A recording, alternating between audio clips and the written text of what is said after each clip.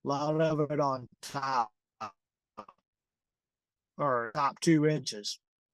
It, it, unfortunately, it's still there. So the salt's the salt, and the non-salt's the non-salt. Have you been on? Have you been Good around the pivot? stands. You been Well, around the last pivot? podcast where the ExactEmerge really turned pivots on to get the crop up. We put 4/10 inch of rain, and that corn where we ran the pivot came up that evening, whereas the corn that was in the dryland corners, it came up the next day. So we sped it up, maybe 10 hours. That was about it. I thought we'd have seen a bigger difference, but we didn't. So that just shows us that we did have enough moisture to plant.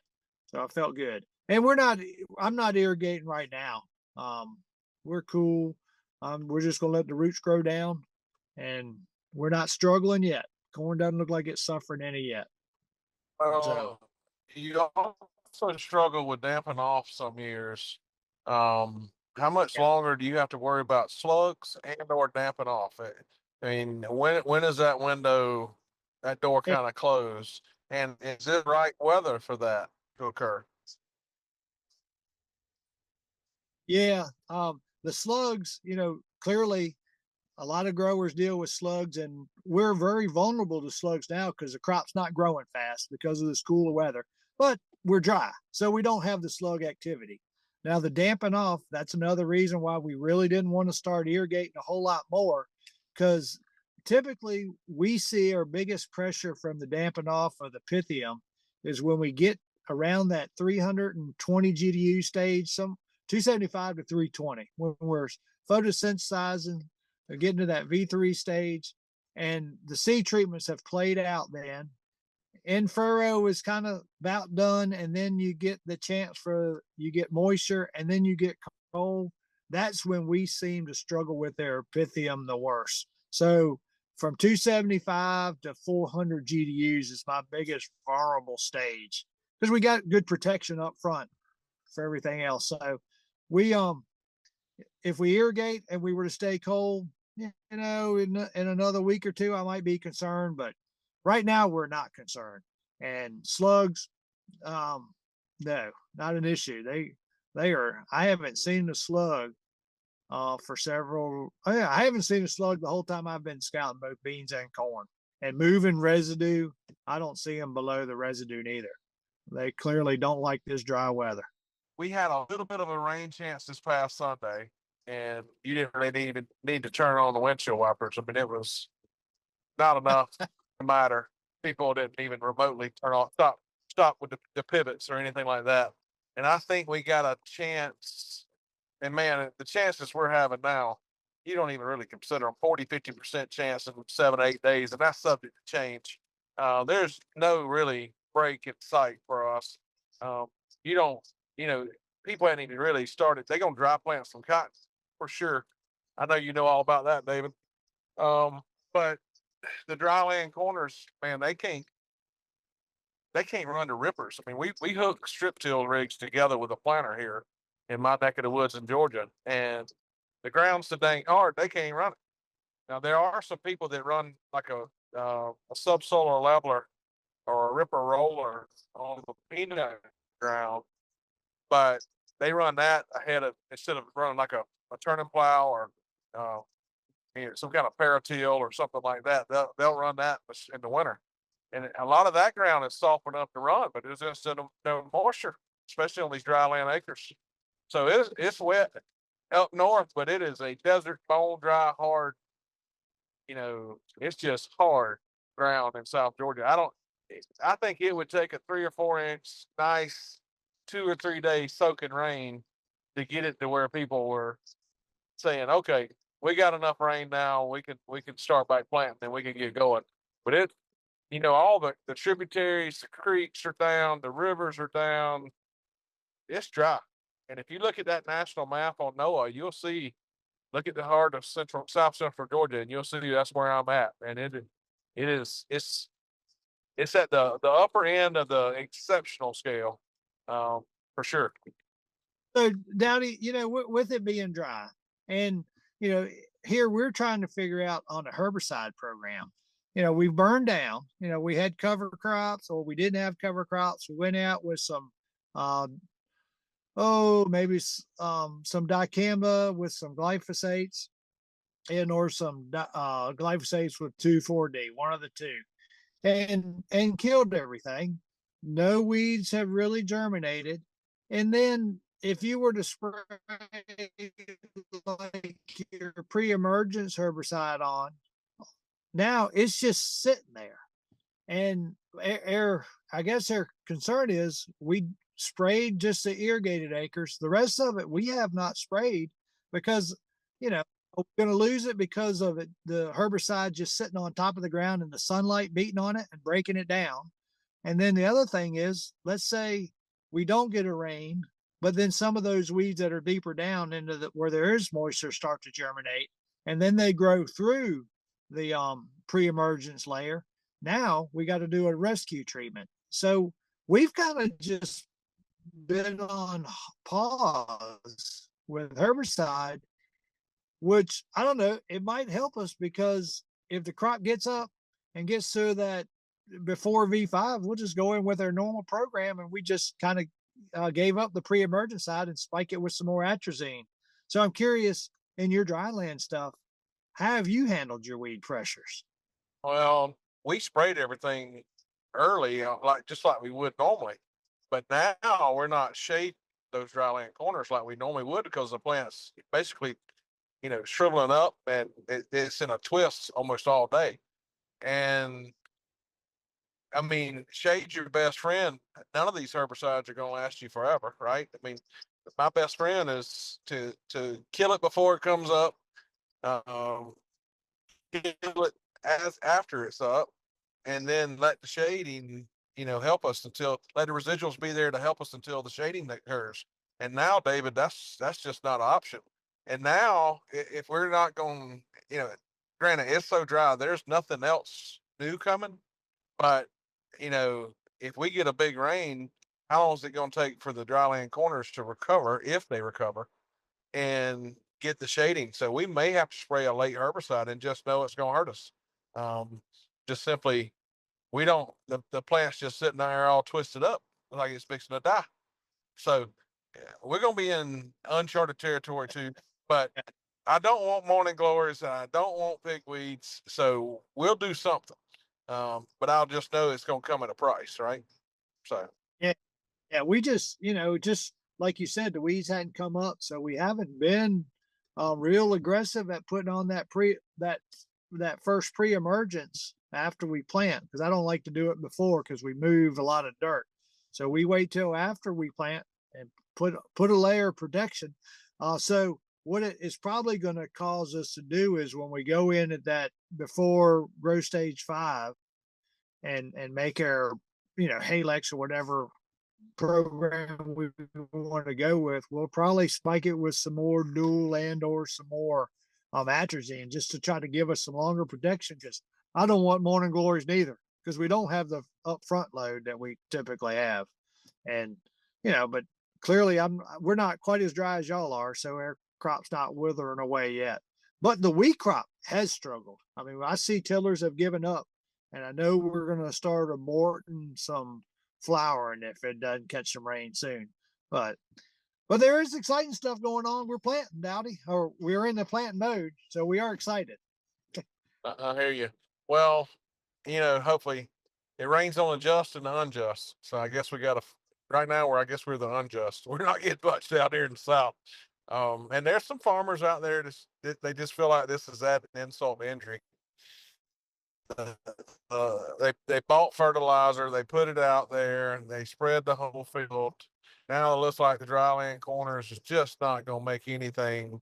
Um, a lot's got to happen. I mean, we're not through. It's not pollination and beyond, obviously, but its feelings are hurt on the dryland corners. It's bad. I mean, it ain't dead, but it looks like it's really ready to smoke a cigar. I can tell you that for sure. But a lot of farmers have spent money and they're frustrated by, the commodity prices are tight already. There's very little margin. There was very little optimism, and now the weather's just another problem. And I know that you can upgrade your insurance at this point, right? You had to make those elections a Yeah. while back. So um, it's one of those deals that hindsight's 2020, and it's going to be another challenge. And we farmers are resilient, but we the dumb are resilient. I don't know which one it is. I think it's a combination of dumb and another layer of dumb for us to keep doing this. I don't understand why we keep going down this road, but it is what it is. So I sure would like to take some of this moisture they've had up north, though. And, I'd give you some, David. I'd share it with you. Yeah. Well, I'm sure you would, but one of the things about the growers down south is y'all had a record crop last year, so farmers are optimistic. We have another good crop in 2026. So now you're just more like Georgia. Still running factory concaves or an upgrade that never lived up to the promise? It may be time for Estes XPR3 concaves. Built for operators who demand more from every pass, XPR3 helps improve threshing, separation, grain quality, and crop flow in real harvest conditions. This isn't just replacement, it's a serious performance upgrade. Estes Concaves, built for operators who don't settle. Visit EstesPerformanceConcaves.com and secure your set today. Looking for expert insights to power smarter decisions on your farm? The Dirt Podcast features industry voices diving into what matters most: soil fertility, market trends, agronomic strategies, and practical tips you can use in the field. Get the information you need to stay ahead in today's evolving ag landscape. Search The Dirt, an economic podcast, on Apple Podcast, Spotify, or YouTube, or visit nutrient-economics.com to tune in. But you said y'all were wide dropping. Now, how many times do you anticipate wide dropping your irrigated corn? And based on usual and customary, what kind of nitrogen efficiency or nitrogen per bushel yield goal do you strive for? David, we put down, obviously we had 2 by 2, so we had 50, 60 units in there. We put out some with our strip till. And we did a liquid strip till this year, not a dry. So we put down some liquid with the strip till. It incorporated, you know, we had about, I don't know, 80, 90 units there. So we had about 150 units when the planter left the field. And now you got to remember, we're we're trying to push yields.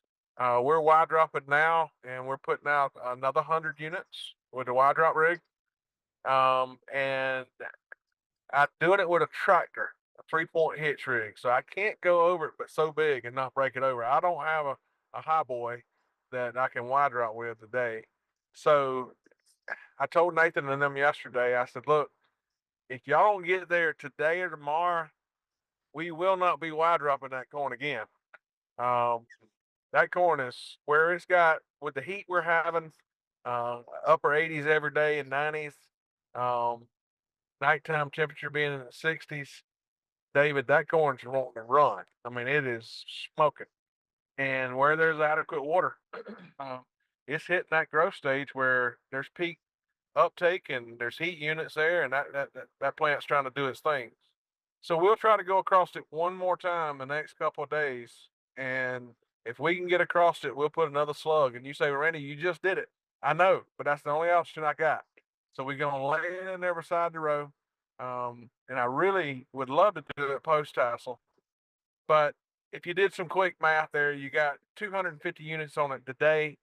If we put another 100, um, the good news is we're not leaching. There's no rainfall taking that fertilizer anywhere today, and we're incorporating it with the pivot, so we're getting it in the now.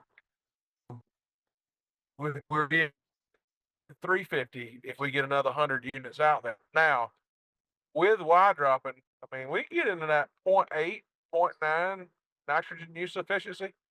So you can do some back of the napkin math. I mean, if the stands are there and the boxes are checked, I mean, we got some populations that are high. We got some that are moderate. So, my goal is for 300 plus bushel corn. Will there be some luxury feeding out there if we get a 0.8, 0.9? Sure. So, we'll see. I tried to buffer as much soil as I could with humic acid. Um, we put some zinc out there, we put some boron out there, we put some moly out there. Um, so we're playing. We're playing to see what we can do. Corn's got a pretty decent color.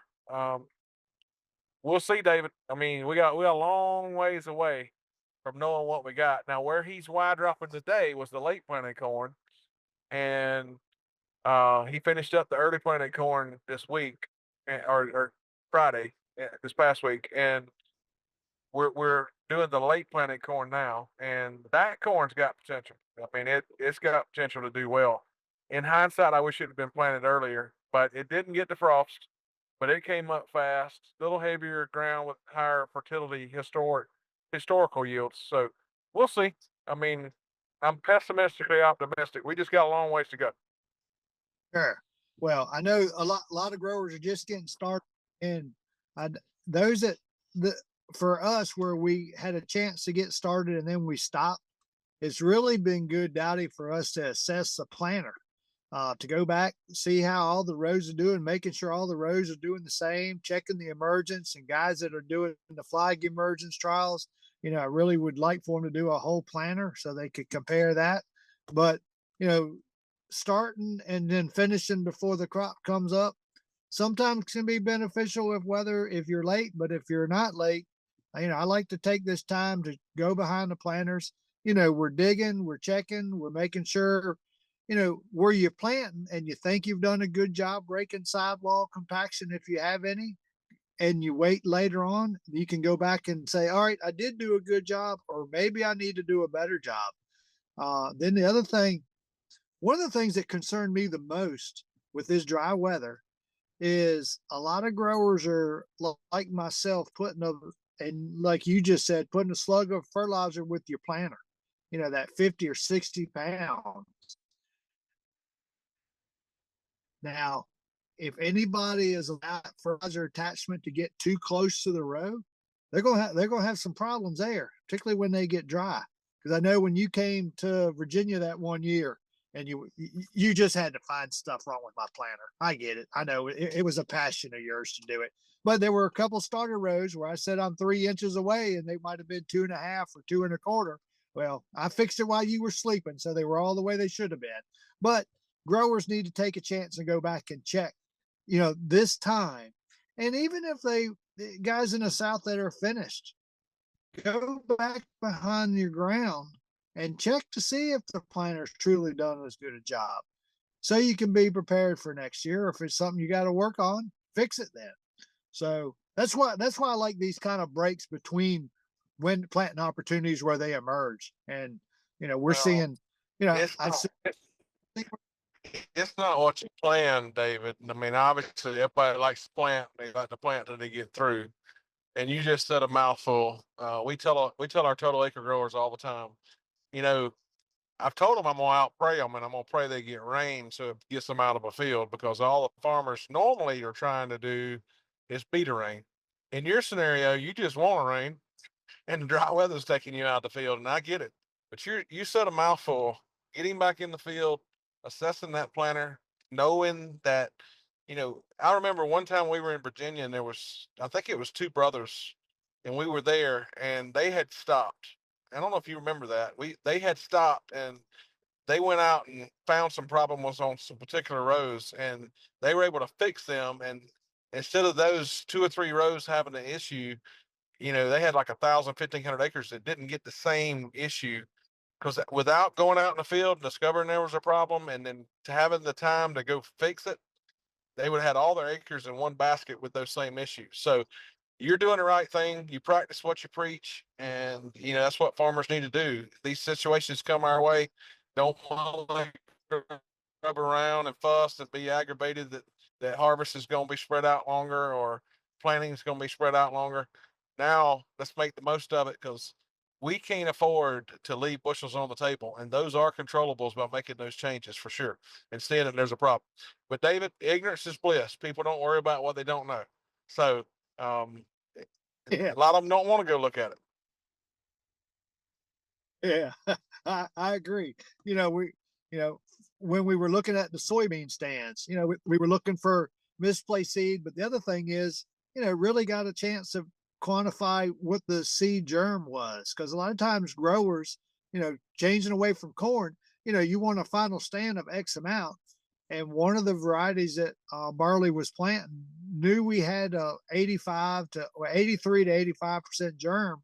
So he stepped it up just a little bit. And that too gives you a chance to make sure you've done things right.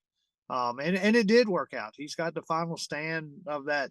I think anywhere from 98,000 to 105,000 was everywhere I looked at. So I feel like he checked the box and spaced it.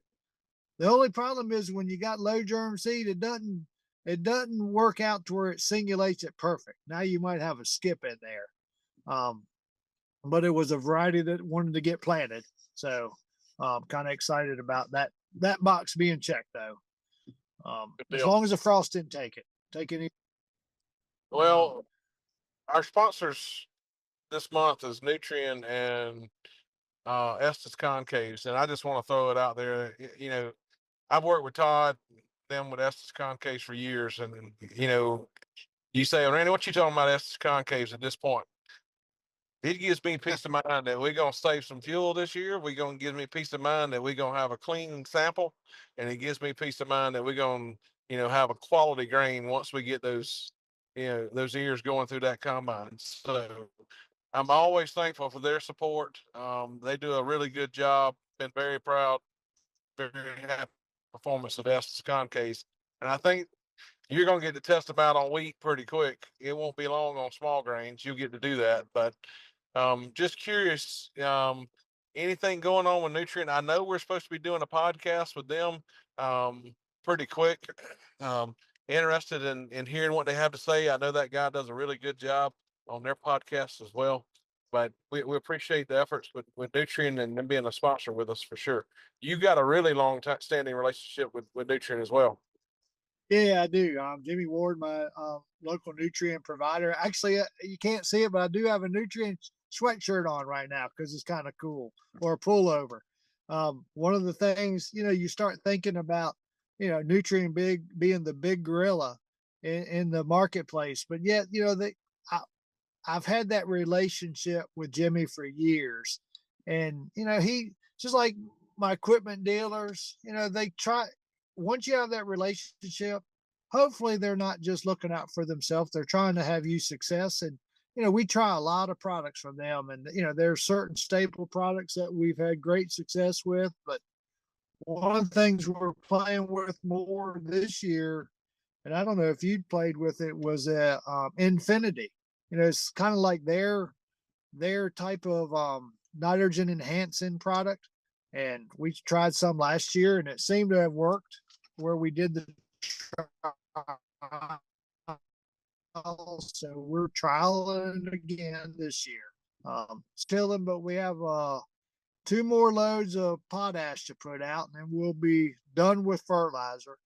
We got to do some irrigated bean ground, broadcast some potash with some either AMS or ESN. Just to wrap it up, Dowdy, the fertilizer part of it, preseason. Well, speaking of wrapping up, David, it's always good to be a part of this thing with you.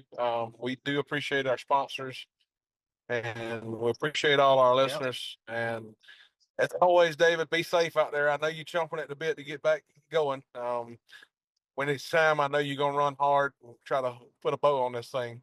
But as always, man, I appreciate your time. I know I'm about to get into a cell phone area that's going to be pretty sketchy, so I'm trying to make sure I keep as good a signal as I can on this freeway. But we about to get off this freeway, and I'm going to lose you. I know what's going to happen.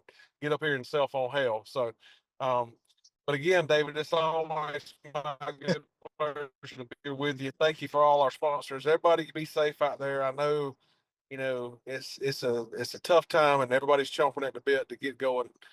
If you're running, be safe. Don't take any chances. Yeah, amen there, Daddy. We got to be careful, got to be safe. We do things we shouldn't normally do.